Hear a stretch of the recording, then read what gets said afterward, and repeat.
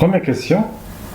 En utilisant la définition de la limite d'une suite, montrer que petit a, limite de un est égale à L, ceci implique que la limite de la valeur absolue de un est égale à la valeur absolue de L. Et petit b, limite de la valeur absolue de n est égale à la valeur absolue de L, avec ceci L différent de 0, ceci n'implique pas nécessairement que la limite de un il est égal à L. Et petit c, la limite de un est égale à 0 si et seulement si la limite de la valeur absolue de un est égale à 0. Deuxième question, soit un une suite alternée convergente. Montrer que petit d, limite de un lorsque n tend vers l'infini est égale à la limite de la valeur absolue de n lorsque n tend vers l'infini, il est égal à 0. Bon, on va montrer cette implication, c'est-à-dire le petit a. On va formuler déjà qu'est-ce que c'est limite. Limite de n, il est égal à L. Lorsque n tend vers l'infini, ça c'est équivalent par définition que quel que soit epsilon réel positif, il existe un n qui dépend de epsilon qui appartient à grand N, tel que quel que soit n supérieur à n epsilon, on a un moins L est inférieur à epsilon. Ça, c'est une définition. Alors, on va utiliser, pour démontrer l'implication, l'inégalité triangulaire. Qu'est-ce que c'est l'inégalité triangulaire? Pour les nombres réels, quel que soit A et B des réels, l'inégalité triangulaire, c'est que la valeur absolue de A moins la valeur absolue de B, toute valeur absolue, il est inférieur ou égal à la valeur absolue de A moins B. Je l'appelle étoile. Alors, on aura donc, quel que soit epsilon positif, il existe un n epsilon appartenant à grand N, tel que, quel que soit n supérieur à n epsilon, par utilisation de étoile, c'est-à-dire l'inégalité triangulaire, nous avons donc la valeur absolue de un moins valeur absolue de L est inférieure ou égale à valeur absolue de un moins L, et un moins L à son tour, il est inférieur à epsilon. Donc finalement, nous avons donc, c'est-à-dire, quel que soit epsilon positif, il existe un n epsilon appartenant à grand N, tel que quel que soit n supérieur ou égal à n epsilon, on a un moins L est inférieur à epsilon. Mais ça, c'est pas la définition même, ça c'est équivalent que la limite de la valeur absolue de n, il est égal à la valeur absolue de L lorsque n tend vers plus l'infini. C'est ce qu'il faut démontrer. Alors, on va passer à la démonstration de petit v. Bon, c'est ça, petit v. Bon, je vais la faire remonter là-haut.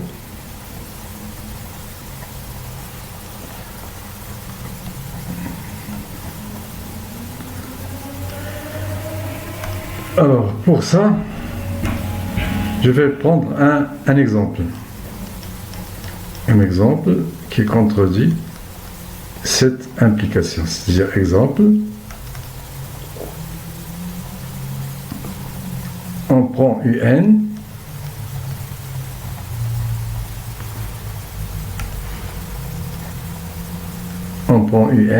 il est égal à moins 1 à la puissance n. Moins 1 à la puissance n, c'est une suite alternée. Lorsque n il est pair, il est égal à 1. Lorsque n il est impair, il est égal à moins 1. On a la valeur absolue de un, il est égal à 1. C'est une suite constante. On a bien sûr, limite, bien sûr, limite de un, il est égal à 1, lorsque n tend vers l'infini. C'est-à-dire, nous avons déjà cette hypothèse. C'est égal à 1. On va montrer que limite de un, il est différent de 1, lorsque n tend vers l'infini. Alors, on va prendre la contraposée de la définition, c'est-à-dire la limite de n est égale à 1, ça veut dire que quel que soit epsilon, il existe un epsilon, etc. Alors la contraposée de cette définition, on va montrer, c'est-à-dire, il existe un epsilon 0 positif, par exemple ici, tel que, quel que soit n appartenant à grand N, il existe un n supérieur à ou égal à n, tel que nous avons le contraire de le contraposé de ceci, tel que la valeur absolue de un moins 1 il est supérieur ou égal à epsilon 0. C'est ça ce qui traduit que limite de un il est différent de 1. L'existence d'un epsilon 0, tel que quel que soit n appartenant à grand N, il existe un n supérieur à n, tel que n moins 1 est supérieur à 1. Alors, le choix de epsilon 0, on choisit epsilon 0, il est égal à 1,5, soit n quelconque, quand on a n, on choisit n impair avec n supérieur ou égal à n.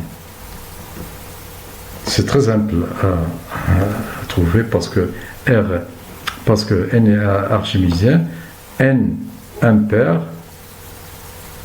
c'est facile de le trouver supérieur à grand N. On a alors un moins 1, puisque n est impair, c'est moins 1. Pardon. N moins 1 qui est égal à 2, et ça c'est supérieur à 1,5. Supérieur à 1,5. Le epsilon 0, c'est supérieur à 1,5. Donc, ceci implique que limite de un, il n'est pas égal à 1, c'est les différents de 1 lorsque n est différent de 0, et c'est ce qu'il faut démontrer. On va démontrer maintenant le petit c, c'est-à-dire limite de un est égal à 0, si et seulement si les limites de valeur absolue de un est égale à 0. Alors, pour cela, nous avons déjà, d'après A, c'est-à-dire cette implication, c'est le petit a, c'est le petit a. Donc réciproquement, on va voir la réciproque. Alors, limite de un, il est égal à 0 lorsque n tend vers l'infini. C'est équivalent à quel que soit epsilon positif, il existe un n epsilon appartenant à grand N, tel que quel que soit n supérieur ou égal à n epsilon, on a un moins 0 est inférieur à epsilon. C'est-à-dire, c'est une écriture, la même écriture. Il existe un epsilon appartenant à grand N, tel que quel que soit n supérieur à n epsilon, on a un qui est inférieur à epsilon. Et ça, c'est équivalent, bien sûr, que limite de un, il est égal à 0, lorsque n tend vers l'infini. C'est ce qu'il faut démontrer. Alors maintenant, on va passer à la deuxième question, c'est-à-dire celle-là, on va la remonter là-haut.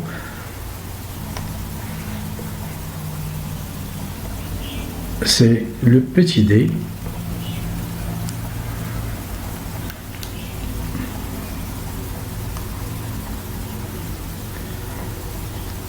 montrant que nous avons une suite un qui est une suite alternée, convergente, alors la limite de un, il est égal à limite de la valeur absolue de un, il est égal à 0. C'est ce qu'on va démontrer. Rappel sur les suites alternées. Définition. Une suite UN est dite alternée si le produit de deux termes successifs UN et UN plus 1 est négatif strictement, et ceci pour tout entier naturel n où UN et UN plus 1 sont définis. Exemple.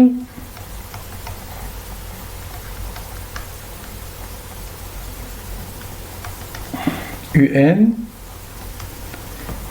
il est égal à moins 1 à la puissance n sur n moins 1. Pour U1, n n'est pas défini. U0, c'est moins 1. Et U1 n'est pas défini.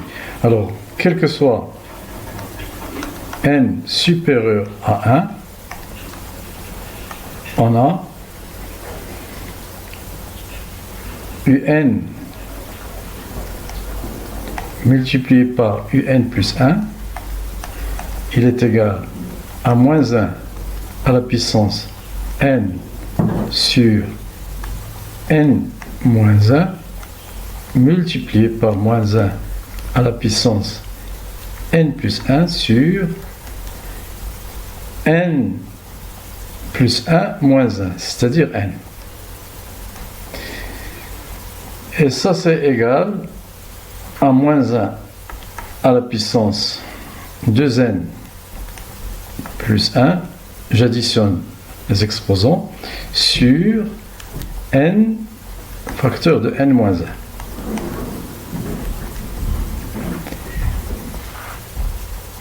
Qui est égal à, ça c'est impair, 2n plus 1 c'est impair, donc c'est un moins 1, sur, ça c'est positif, et ça c'est positif, donc sur n moins 1 qui est positif, donc le taux c'est négatif strictement. Donc la suite UN, la suite UN, il est alterné. Donc UN est alterné. Donc UN alterné est une suite alternée. Remarque les termes pair, remarque les termes pair, les termes de la suite UN alternée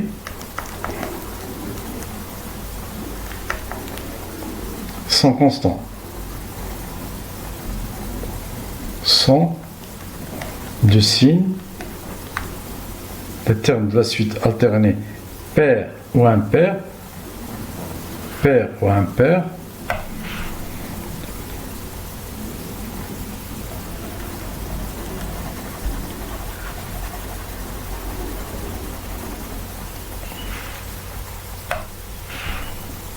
les termes de la suite UN alterné pair ou impair sont de signes constants, de signes constants, de signes constants. Exemple ici, U2N. Exemple ici, U2N, les termes qui sont pairs, c'est moins 1 à la puissance 2n sur 2n moins 1, ça c'est positif, et ça c'est positif, 2n moins 1, il est positif, quel que soit n. Quel que soit n.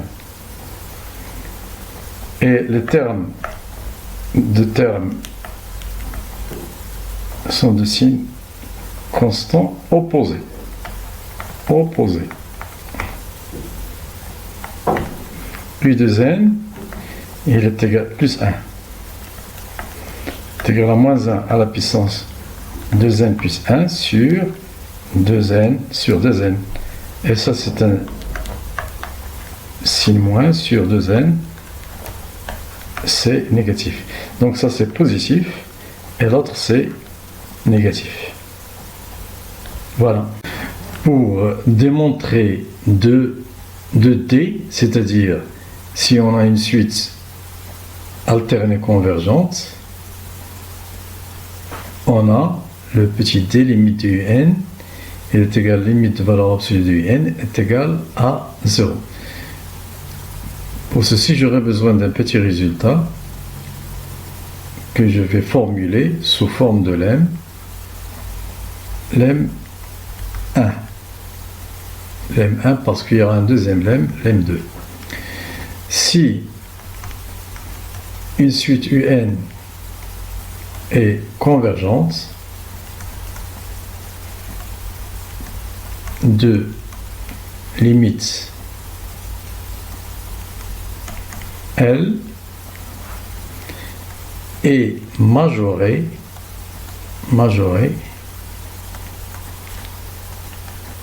par un nombre K, alors L est inférieur ou égal à K. Voilà, ça c'est le je vais le formuler autrement, c'est-à-dire si limite de UN est égale à L, lorsque n tend vers l'infini, et il existe un K appartenant à R tel que, quel que soit n supérieur appartenant à n, on a UN est inférieur ou égal à K, alors ça c'est un majoron de la suite, K est un majoron, alors L est inférieur ou égal à K. alors L est inférieur. Alors la démonstration de ce lemme, je vais procéder par l'absurde. Démonstration par l'absurde, c'est-à-dire je vais faire la négation de ceci si L est supérieur strictement à K. On pose epsilon est égal à L moins K. Il est strictement positif. Du fait que limite de UN est égale à L, nous aurons donc, quel que soit epsilon, on a donc, quel que soit epsilon positif, il existe un N qui dépend de epsilon, tel que, quel que soit N supérieur ou égal à N epsilon, on a UN moins L est inférieur strictement à epsilon. Alors, je vais remplacer par epsilon qu'on a pour epsilon, donc pour epsilon, il est égal à L moins K. Il existe un epsilon appartenant à grand N, tel que quel que soit N supérieur à N epsilon, on a, bon, ceci, je vais le séparer sous forme double inégalité, c'est-à-dire UN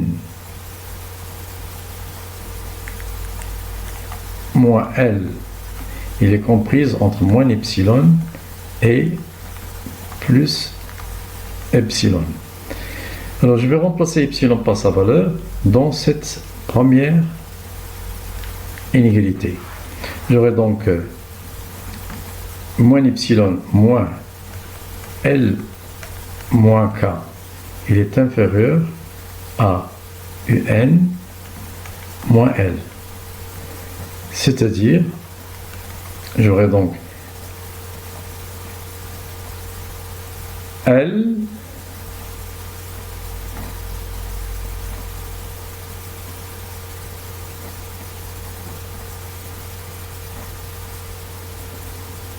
j'aurai donc UN est supérieur plutôt à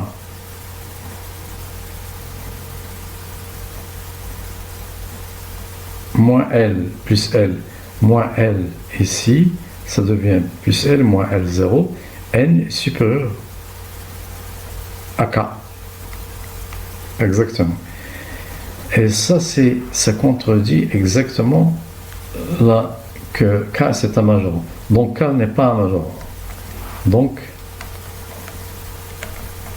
K n'est pas un majorant, ce qui est contradictoire.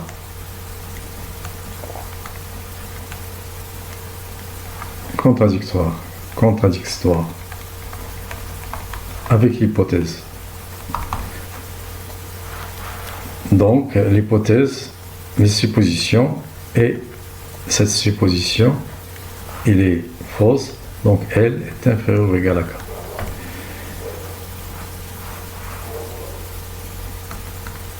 On montre de même, on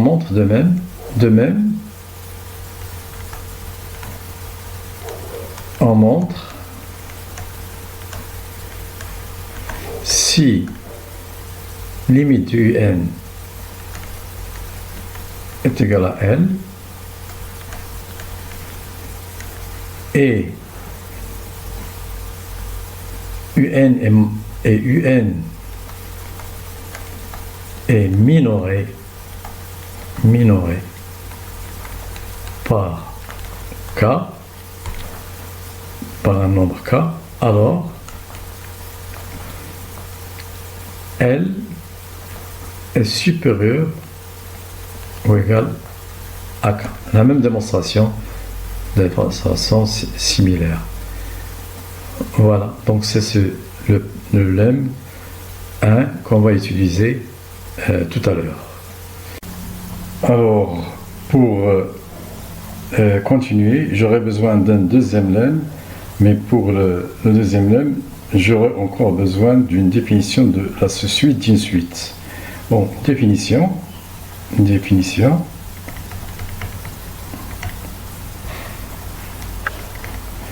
Soit UN, une suite.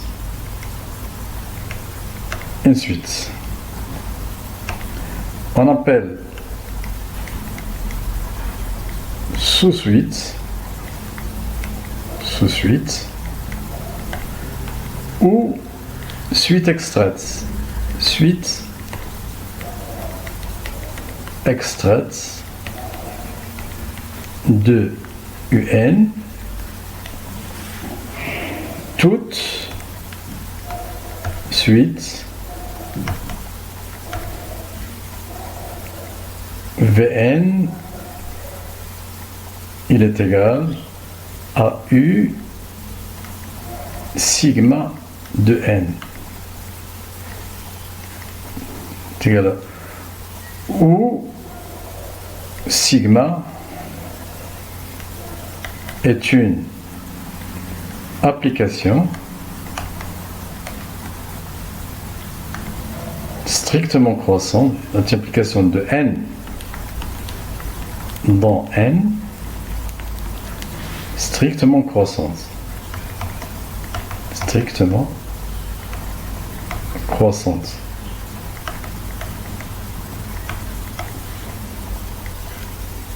Voilà. Bon, exemple.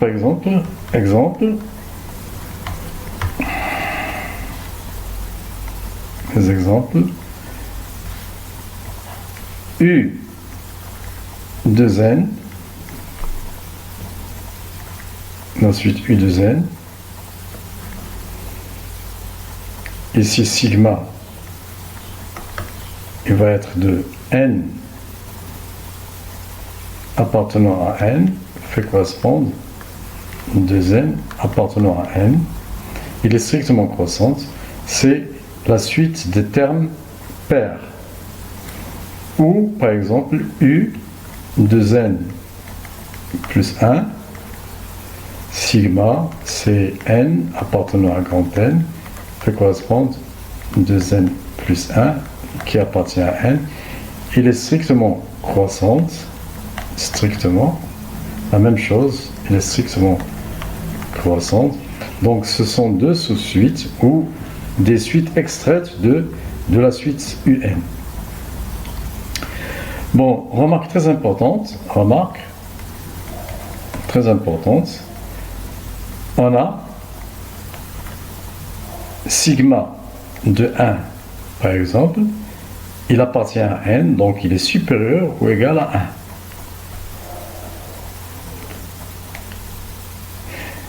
Sigma est strictement croissante, donc sigma de 2, il est supérieur strictement à sigma de 1, qui est supérieur ou égal à 1. Donc, qu'est-ce que je peux conclure?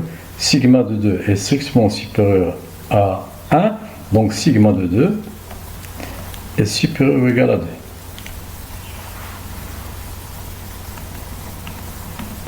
De proche en proche,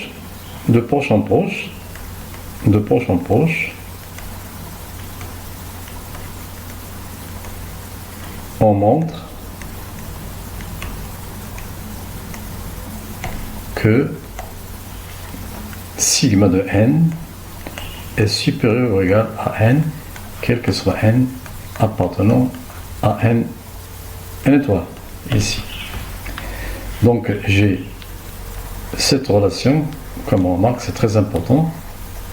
Alors je passe à la démonstration du lemme. Bon, j'énonce déjà le lemme, pardon. Lemme 2,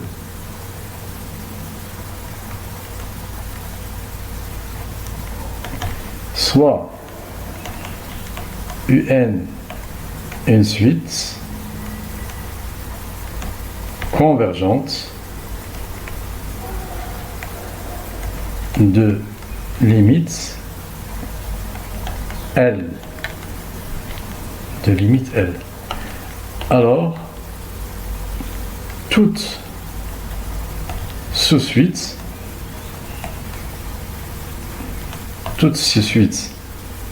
Vn est égal à sigma à tout de suite Vn il est égal à U sigma n, tout de suite Vn est égal à U sigma n, est convergente et admet pour limite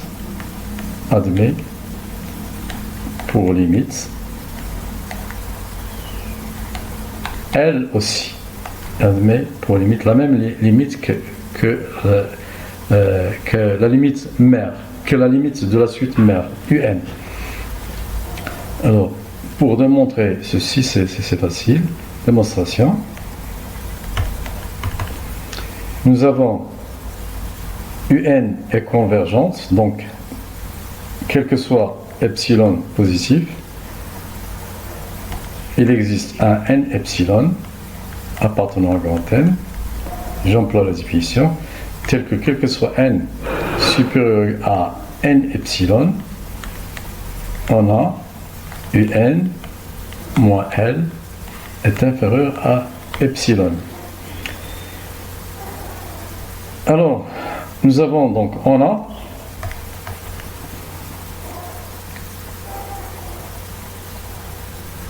n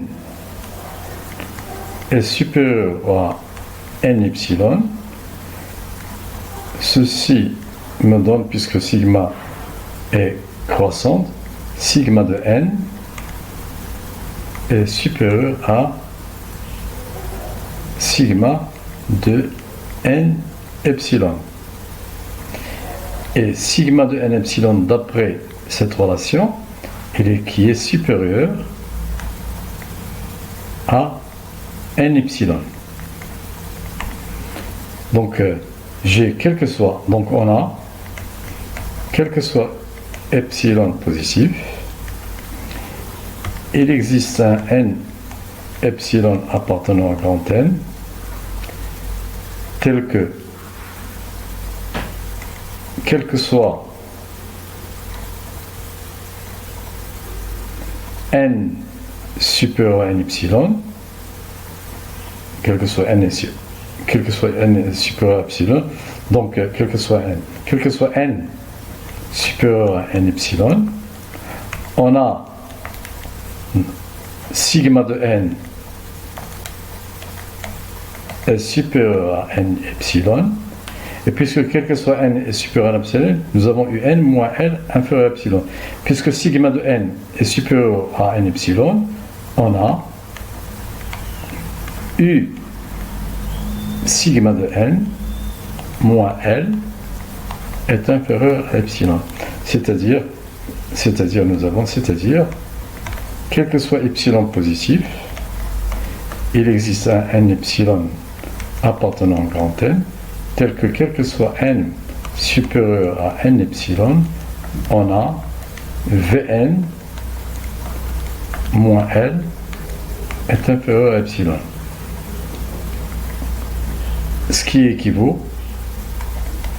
que limite de Vn il est égal à L lorsque n tend vers l'infini. C'est-à-dire limite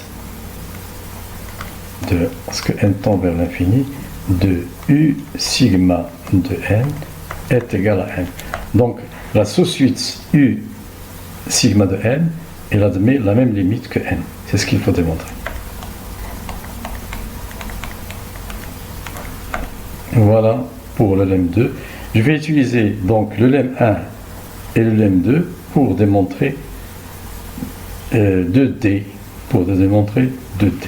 Donc on va vers la démonstration de 2D.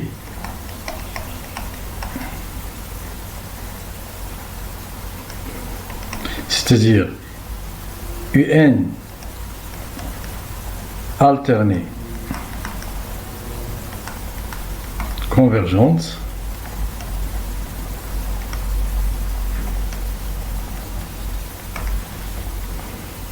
alors limite de UN il est égal limite de la valeur absolue de UN, et cette limite ne peut être que 0 lorsque n tend vers l'infini, bien sûr. C'est ça ce qu'on va démontrer. Limite limite de un, il est égal à L. Supposons que sa limite c'est L, lorsque n tend vers l'infini. Alors, d'après le lemme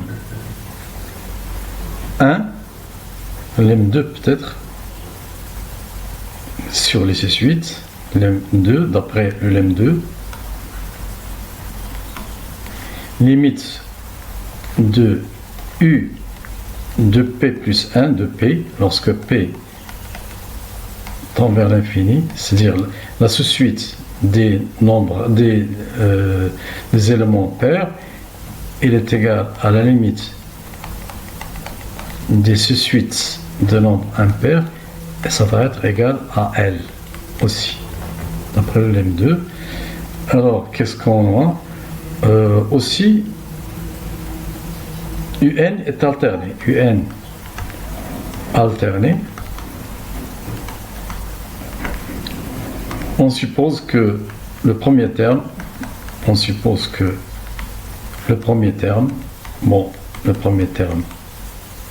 par exemple, je suppose U0, il est positif ou nul. On peut le prendre à négatif ou nul. On peut raisonner avec négatif ou nul.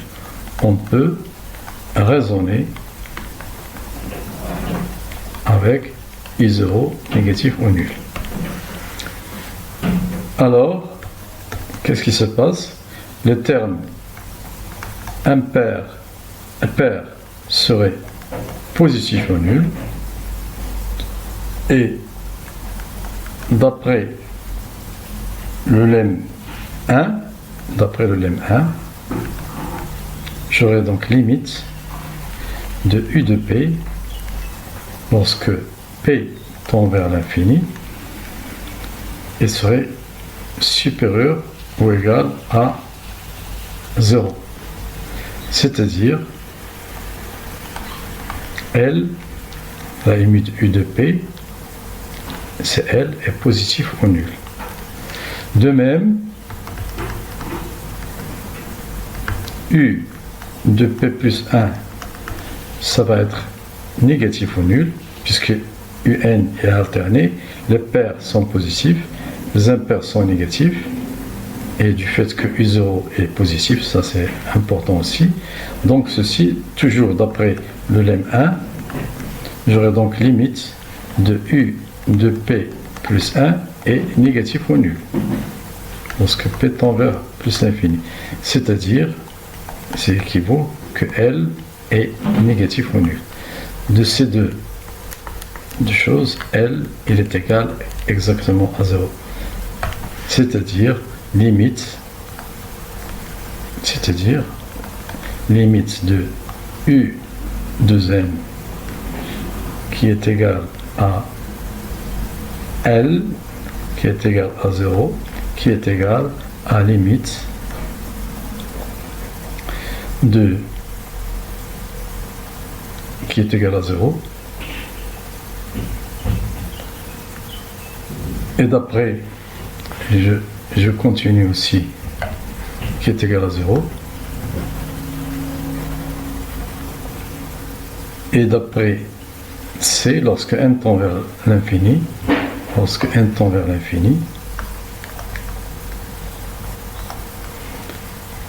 et ceci implique que limite d'après 1C, limite de U de n, il est égal à limite de U de n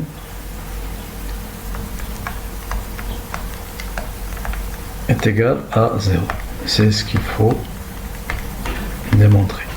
Voilà. On a démontré le taux